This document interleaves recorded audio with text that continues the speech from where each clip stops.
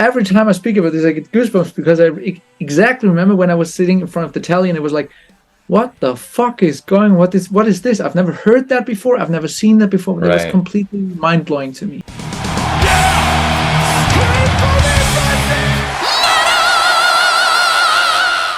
Hey everyone, welcome to the channel. My name is Belgian Jasper. If this is your first time in the channel, hit subscribe right now.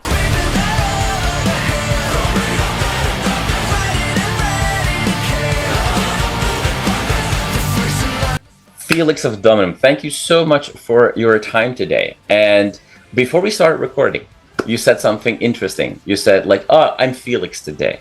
I'm not Dr. Death. It's kind of like you said, putting on the lightning. Does that mean that you were referring to David Bowie and that David Bowie is a massive inspiration for you growing up? Well, not really. I mean, like it's these days doing a lot of interviews, and I'm Dr. Dad has this scar. Oh yeah, over his eye. So it's really, this scar is poison for the skin, and if I do it like 4 times a day or 8 times a day, but that would be a real scar at this point. So I prefer to do interviews as Felix, as it's ridiculous because it's the same person, but we'll go into how much Felix is in Dr. Death in reality, because there are some let's just get straight to that.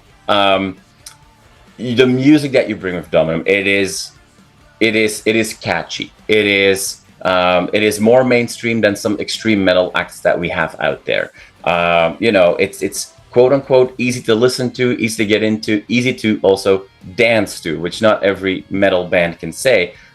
But at the same time, let's forget about the horror theme, the very on the nose horror theme. Themes that are channeled.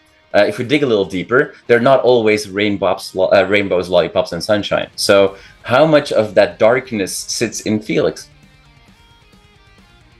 So, I mean, that's a very, very tricky question, actually. No time to waste. Let's get straight to the point here. Very good, very good. So I'm super depressed. No. No, the thing is, when I started to write the music for DOMINUM, I knew it had to be 100% authentic, because this is the only things.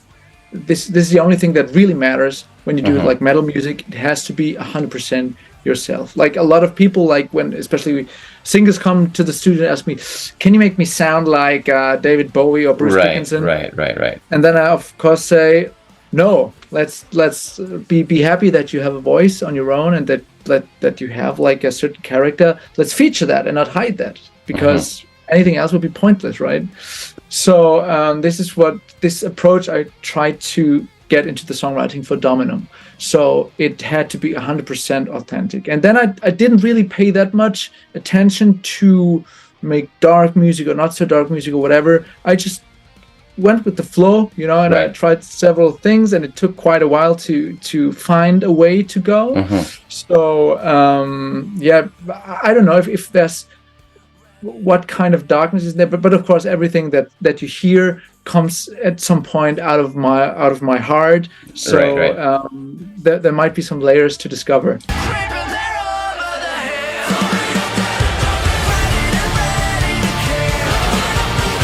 DOMINUM is, as a band, considered a very new band. It's starting to get attention now, but you are far from new in this industry. You've worked with many people, and you've often been on the other side of the glass or of the buttons and what have you.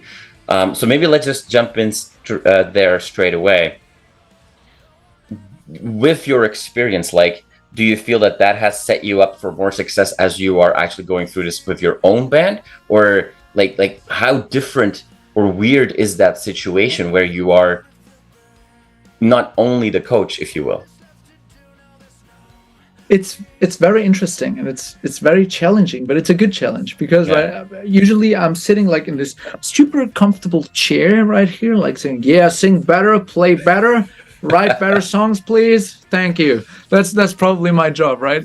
I didn't know producing was so easy. Oh, that's good to know. It is. You have to try it. It's awesome.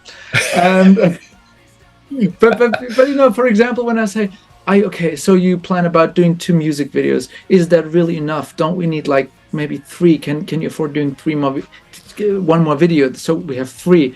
Just do another video, please. This is a very simple thing to say when you're sitting in your comfy chair. Right. But right now, I know what it means to do another music video. It's fucking difficult, man. It's so expensive, and the logistics and everything. So it's a nightmare. So it's a funny experience, but it's I've had this idea for a zombie band, and I wanted to do this, and I asked myself, because right now it's fine. Like as you said, producing is a very cool thing to do, and I really love the job. I really do love it. I like collaborating with certain people and like learning different stuff from different people and help bands discover a new side on them and right. Something that's really nice thing to do. But when I had this idea, I knew if I was not going to do it, I will regret it in at least 10 years. Then I will think back and like, oh, what if I would have done this, blah, blah, blah. So I was like at this very challenging point in my life. Will I, because this is a full dedication thing, right? Right.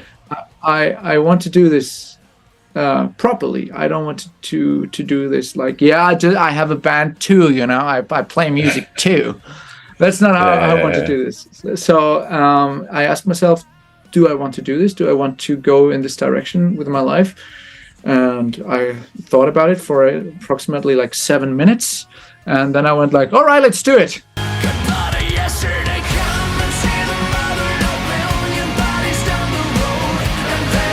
Do you still consider yourself a music professional first and foremost that needed to let their own artistry out, but you are a professional first, or were you always really a musician that just never found the right time to explore that? So I think that no matter who you work with in that industry, if it's like a sound guy, for example, or a light guy, or a producer, I think all of those people were at some point musicians. So we all had the same idea for a life when we were 13. We're like, all right, we're gonna be a rock star, right? Let's do that. And then some people it works out a little better, and some people it doesn't work that well, right? So I've had also this band like that we all had, I assume, like with 13, 14, and then some people get children and some others build houses, and I was like, all right, and I just still have music, but I keep on working in music. So I tried to put my professional craft into other people's music, which was completely fine because it just worked out really well all the time. Right. But I think that I was a musician first that discovered the profession in the industry here, but I didn't have a problem in not being the musician. I also enjoyed like being the coach, as you said earlier. So that was no problem for me. But at this point, yeah, sure, let's do musician again.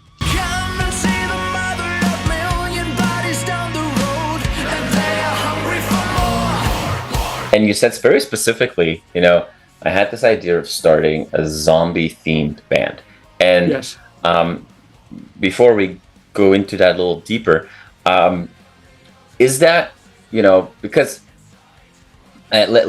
we can now group you in this growing wave of, and I don't mean this negatively, but gimmicky metal or gimmicky power metal, right? You've worked with some of those bands, Feuerschwanz. We see success for Powerwolf and Ailstorm and Sabaton. That all have a very specific thing to them. Is that, maybe a double question for you. First of all, is that in today's world where there's so many bands and there's so many labels and there's so many albums, is that like a necessity to have? And beyond that, as a follow-up, that can be a blessing and a curse, because it can both, it makes you instantaneously recognizable. It could potentially limit you if you want to explore outside of that. What is your feeling going into that, knowing that you said like, well, I really had this clear vision for it. It didn't like happened, or we didn't kind of evolve into it. It was like, that was the plan, it sounds like. Well, first, you could think that when a producer forms a band, it's like, all right, let's see what's working right now. Let's analyze the market, blah, blah, blah. This is not how it was actually. But of course, and I really have to say that, of course, you are kind of the result of your environment. Right. See, yeah. So I work with a lot of those bands, and I really love that, and I always loved it. That when I was, my life basically changed when I was 12 or 13, because before I was listening to like top 40 radio, whatever was on radio, and then I've seen on MTV, I've seen Slipknot's Duality, and this is what completely. Every time I speak about this, I get goosebumps, because I exactly remember when I was sitting in front of the telly and it was like, what the fuck is going? What is this? I've never heard that before. I've never seen that before. It was completely mind blowing to me. And Slipknot do have those masks, which had also some impact on me. And also there are bands like Ghost, which I really love, because it's such a nice concept, and I was just always into that kind of things. And also because like the age span between 12 and 16, this is the critical phase, right? Yeah. So this is where the socialization happens, right? And also in this period, I've discovered Dawn of the Dead. Please don't tell my mom that I watched that movie when I was 12. I discovered Dawn of the Dead, so I was also always fascinated by zombies, and this is maybe where the little explanation could come from why it's a band like this. But I mean, of course, I get all the points you're saying, that it limits you, but it also is a benefit because you're recognizable right away. But I mean, we can do whatever we want, right? This band is not called the zombie band. It's called Dominum. Would be a wonderful name for a band, the zombie band. I know. I thought about this. And so we can basically do whatever we want. It's like in every good movie, you might have like unexpected things happening. Exactly. So you never know what happens. And maybe the zombies transform into cowboys next year. I don't know.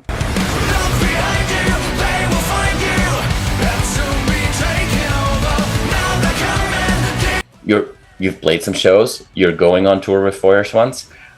This is music that we now all expect that over time has to grow into somewhat of a production, given the themes and the music videos and the theatrical element to it. Like, this is not going to be 4 people, in a death metal t-shirt and camo shorts playing on an empty stage, right? Like, that's not the vision. So unfortunately, what should we expect from that side? Like, what can we expect from that tour coming up? But what's the dream? Like, where do you want to take this?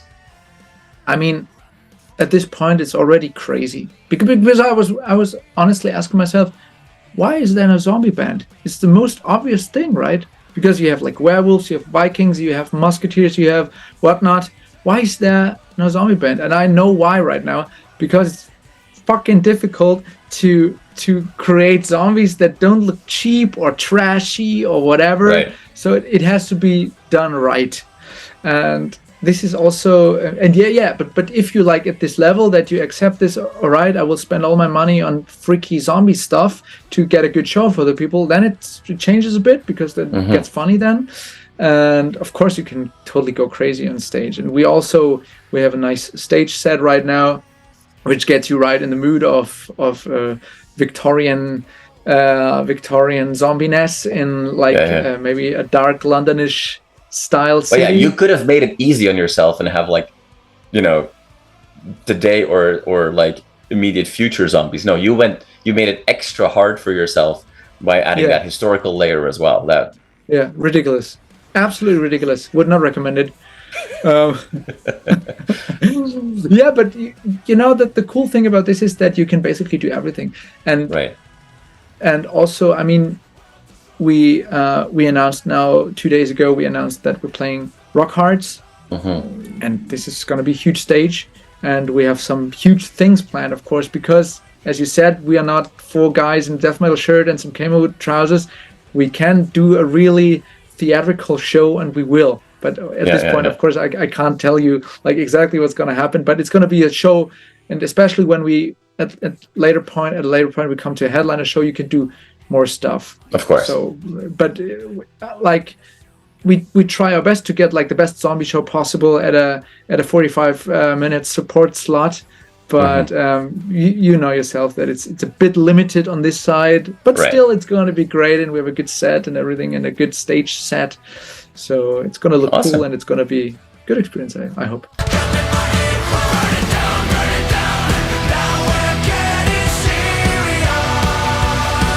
This album that we've seen now, it was almost like a compilation, if you will, like of songs. And we know that you're going to be busy with the tour coming up and some festivals as well.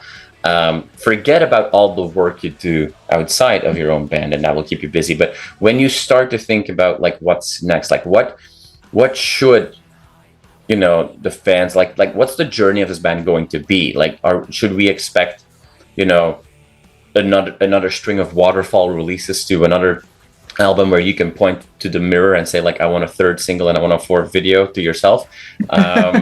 Like what should we expect, or are we gonna go like full blown concept album, like one story? What's in the works?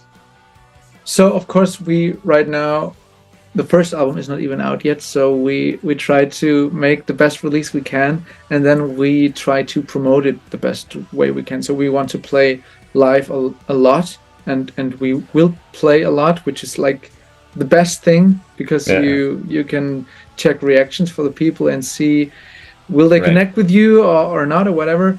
And I'm already writing the second record, because I know how it is. Like then at some point in the future, a label or whatever will come and say, all right, so but the second record, we would like to finish it in 3 weeks. Is that possible? And then I don't want to be the one saying, no, I can't do it. So I'm already writing for the second record. So awesome. And of course I can't tell you like the whole truth about what the record is going to be about. Of course, but it's gonna stay in the zombie context, because there's a lot of stories. There are a lot of stories to tell about Dr. Dead, and also about the zombies, and out of the point of view from a zombie, for example, there are a few things to say.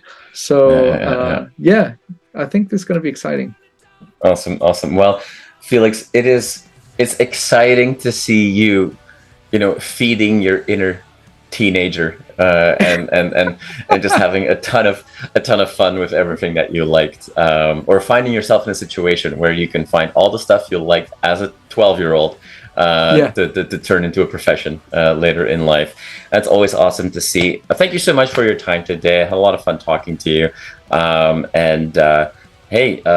Let's cross our fingers we can catch one of those shows that you're on the road with Feuerschwanz, and then the summer festivals in Europe. That'll be a blast. Thank you so much for your time, and I look forward to talking to you again.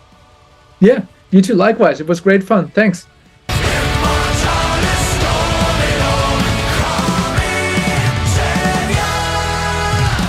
You are awesome for watching this video. Click right here to see more content like it, and subscribe to the channel.